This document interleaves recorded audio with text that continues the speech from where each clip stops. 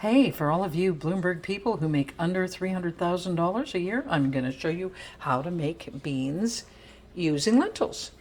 The reason why lentils are so awesome is they cook in about 20 minutes. There you are, large green lentils, Western Canadian grown.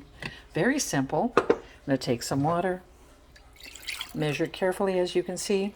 I'm going to pour it in my saucepan. Then I'm going to take some lentils, about half of them, because they're going to absorb about half of that water. So you can adjust that accordingly. I'm going to pour that in. There you go.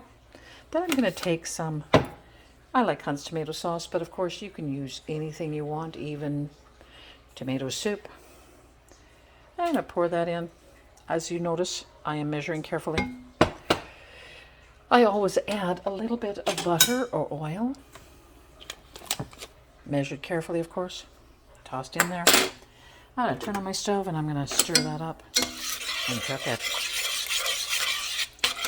And you can add almost any type of flavor you want to that to change the flavor of them.